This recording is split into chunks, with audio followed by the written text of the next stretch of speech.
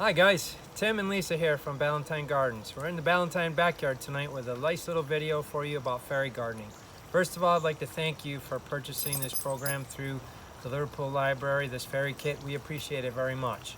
And we hope that you're going to have fun with this and that it can lead to some fun other experiences down the road. So let's start with your kit first. What we're doing is we're creating a miniature little garden, and one of the things that's nice about something small like this is almost anybody can do it. This is a great learning opportunity for children, with an aunt and an uncle, with a grandma, with your sister, with other family members. This is a great way to get started into gardening. You can work on a tabletop surface, you don't have to bend over, but you can have fun with it. So most of all, just have fun with this and maybe it'll lead to greater things. So first of all, everybody's got their kit. We've got a vessel or a container. We've filled that up with a nice lightweight potting soil. You can see it's real easy. There's no odor to it. It's just nice to work. So wash that off the, wipe that off the top of the pot and then spread it out flush in this pot just to create a nice little level playing field if you can do it this way. Okay, so we've got that all set up like that. And then everybody in their kit has a plant. So notice we're using small plants. Now we're not going to suggest that you do a lot of fertilizing with these plants because we want them to stay small. But if you get into bigger, grander things, perhaps we'll talk, you could do fertilizing down the road. But basically we're going to take that plant out of the container and we're just going to try and just gently work the root just a little bit to let it know it's time to grow. And we're going to start that in the back of this container, just like so. Because again, we're starting with just a small little simple fairy garden. We've picked over one side here. Look, little bees come in from the Ballantine backyard to check things out. We're going to put that here like this and just keep it simple. Knock out any little soil that you have left from the kit. Pop it in here. Again, pat the soil down and we're ready to go. So what we've got is we're imagining a little place where perhaps a fairy or a gnome may come in. So just a little place to pause, to relax, a little slice of vacation right here. By the way, I know we do it. When we're lucky enough to get a vacation, we'll walk on the beach and pick up some seashells or sea glass, or maybe you're hiking in the Adirondack Mountains and you pick up a really cool stone, a little stone. These are those little things. What do you do with them when you get them home? This is a perfect opportunity to use some of these little vacation reminders. Remember, these little gardens are really stress busters. You look at this, you remember grand times with your family, or you remember solitude in nature. This is a stress buster, so this is a great opportunity to use these little guys. So keep them in mind. If you have one at home, get it and get ready to use it. So now we're going to work at creating this little scene. So in our kits, we have both stone and we have both moss, and because both are prevalent in nature. So we're going to use these in whichever way, and if your kit is a little different and you don't have stone, pull a few pieces of stone out of the garden, or if you don't have moss, just look for some moss in your backyard. So we're going to create a simple little mossy area around the base of this plant.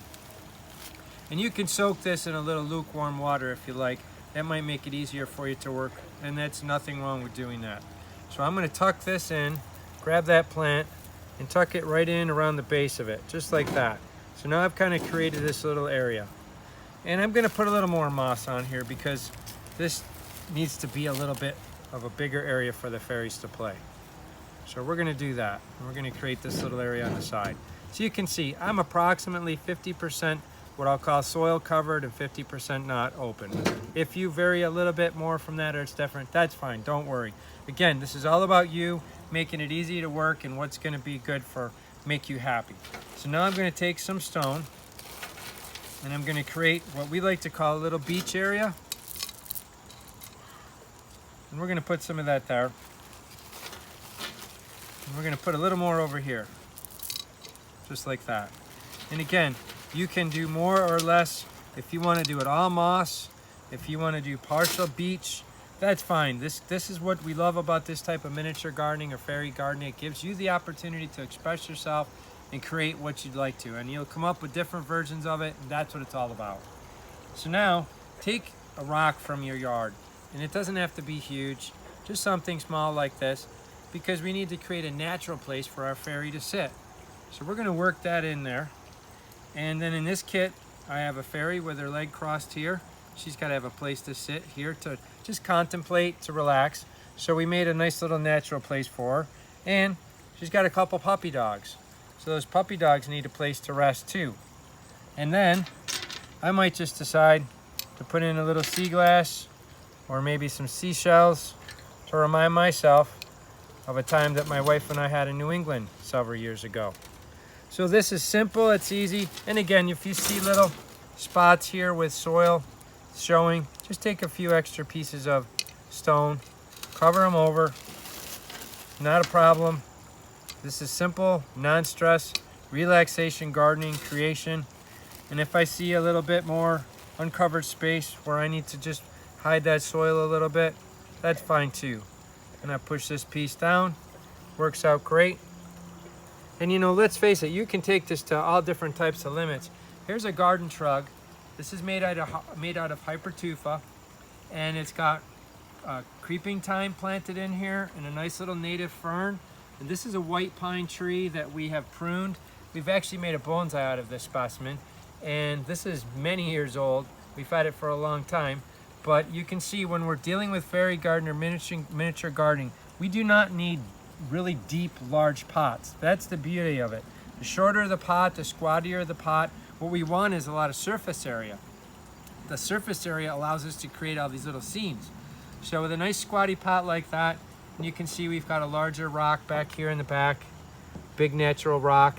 And then there are many more opportunities for you to enhance even a simple little garden like this, or if you decide to make this a hobby or you grow your fairy gardening areas, you can come in and purchase all different types of things. In fact, we just got a shipment of new fairy items in about a week ago, 10 days ago. So there's lots to choose from. Some of it's brand new, it's never been offered before, but make it what speaks to you.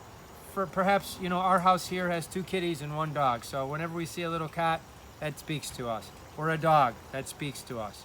But anytime you can work with nature in any simple form, this is a tropical house plant. This is a hardy native tree, native perennials that'll come back each year.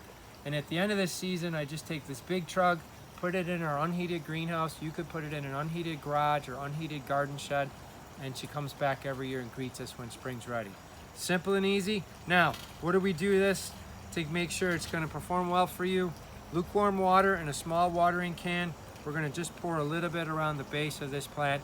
We're going to check it every couple of days by putting our finger down deep into the soil. And if it comes up dry up to our knuckle, our deep knuckle, then we know we need to water it. Also feel the weight of it. This is unwatered right now. I know what it feels like when it's been watered, so I can take the difference and see if I know if I need to water it. So please feel free with any questions to call us at the shop, send us an email. Please view us on social media. We thank you very much for purchasing this kit, and enjoy fairy gardening. Take care, guys. See you again soon.